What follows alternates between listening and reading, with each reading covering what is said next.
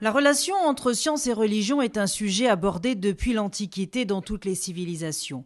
Pendant longtemps, les dieux furent l'explication à l'inexplicable. La pluie, l'agriculture, le soleil, la maladie, la mort, chacun avait une fonction, un rôle dans une hiérarchie bien définie. L'un d'entre eux, Apollon, en plus de l'amour, ayant même en charge la médecine. Le judaïsme, avec le monothéisme, change la vision du monde et de la création. La Bible commence par la description de la création du monde par Dieu en 6 jours, par 10 paroles. 10 fois, Dieu va dire que ceci soit créé, que ceci soit créé. Donc, la nature est créée par Dieu.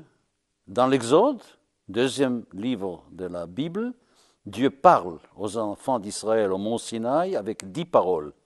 10 paroles qui sont la proposition de Dieu pour une société valable, pour que l'homme soit un être humain.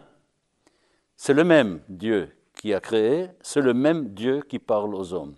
Ce qui fait que d'emblée, il ne peut pas y avoir contradiction dans le judaïsme entre la science et la religion. Quand Moïse demande dans le livre de l'Exode à Dieu, « Dis-moi qui tu es, dis-moi qui tu es », Dieu lui dit, « Voilà, il y a des choses que tu peux connaître, tu peux me connaître à travers mon œuvre de création, ce que j'ai créé à travers la nature, tu peux me connaître, ce qui veut dire que le judaïsme fait presque obligation à l'homme de connaître les mathématiques, la physique, la chimie, la biologie, tout ce qu'il y a à connaître de la nature, c'est une obligation car c'est une manière de connaître Dieu.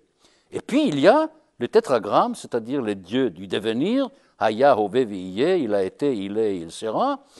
Lui, on ne peut pas le connaître à son origine.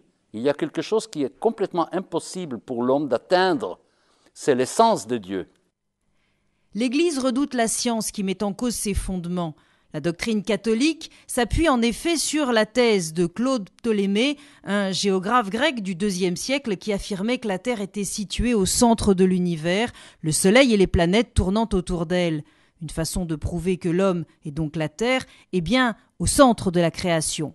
Copernic, le premier, établit l'incohérence de cette théorie, mais s'abstint prudemment. Galilée n'eut pas cette sagesse, si l'on peut dire. Les prises de position de l'Église à son endroit contribuèrent à jeter le discrédit sur l'existence du pouvoir religieux dans la cité. Le mouvement de rejet de la religion chrétienne, plus particulièrement catholique, jugé obscurantiste, placé sous l'Inquisition, est stigmatisé par les philosophes partisans au siècle des Lumières du projet encyclopédique. La rupture entre la science et la religion va conduire à un développement prodigieux de la science. Prodigieux, mais jusqu'où ? C'est la question que nous nous posons aujourd'hui, créant comité d'éthique sur comité d'éthique. Jusqu'où la science peut-elle aller ? Où faut-il qu'elle s'arrête ? Peut-elle encore s'arrêter ? Et d'ailleurs, doit-elle le faire ? Lorsqu'en 1929, le rabbin Goldstein demande à Einstein « Croyez-vous en Dieu ?»